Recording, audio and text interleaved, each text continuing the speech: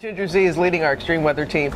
She's got coverage of this storm up and down the coast, including Philadelphia. So let's get outside to snowy Times Square. Ginger. That's it. We've got plenty starting here. Some of the heaviest snow falling now in the next couple of hours, and then it's going to transition to sleet and eventually rain. So a real classic nor'easter. Let me show you what happened earlier in Washington, D.C. This is video from just a couple of hours ago, and it was heavy, blinding snow. You should see the Capitol in the background there, and you can hardly. They've had almost a foot already in Washington, D.C., and those heavy snow totals are now moving north. Here's what you can expect accumulation-wise on top of what you already have. Look at this graphic with me here. So again, west of D.C., some more heavy stuff, and especially west of the I-95 corridor. As we've been saying, that coastal part is what I'm concerned about mixing in. You're looking at the radar right now. It is not only snowing heavily along that line, but look at this. We're going to move south to Atlanta, where it is still snowing. That's right, the back end of it, and exactly where we have our Steve Osinsami on the travel nightmares from there through the Carolinas. Steve?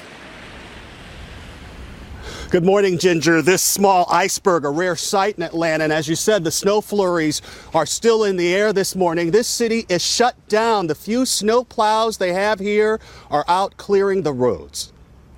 Hard to believe the pictures from North Carolina highways this morning. Drivers stuck on the ice all night. It looked just like Atlanta 2 weeks ago when 2 inches of snow and some would say poor planning led to this.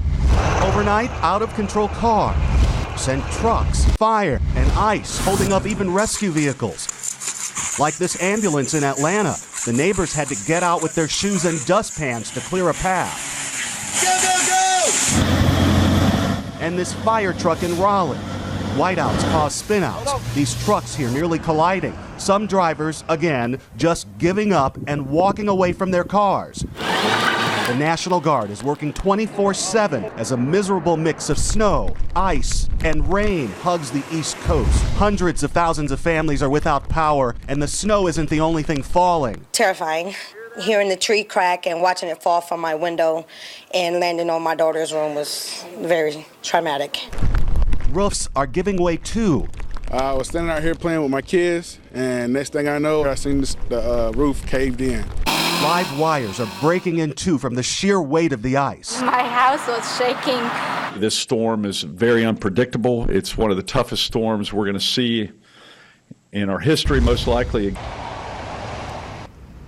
This storm has stranded passengers on I-40 in Tennessee, shut down the federal government, and it's about to put a big thorn in the middle of Valentine's Day deliveries this week.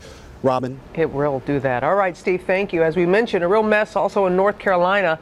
Highways there turning into parking lots, and Angelica Alvarez of our station WTVD is on the road in Raleigh, North Carolina. Good morning, Angelica. How's it going there?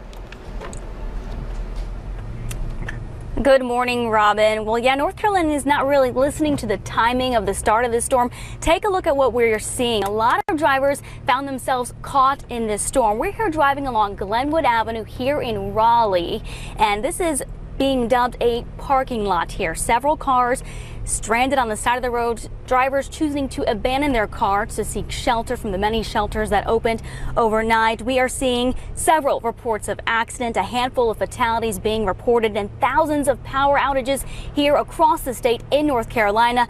Cleanup is underway. Our Department of Transportation plowing the snow, towing cars, and you know, it's not over for us just yet. We are in for another round of sleet and snow coming at us in just a few hours. So while we get ready for that, I'll send it back to you guys. George. Okay, thank you, Angelica. We'll move up the coast now to Philadelphia. Snow picking up there right now.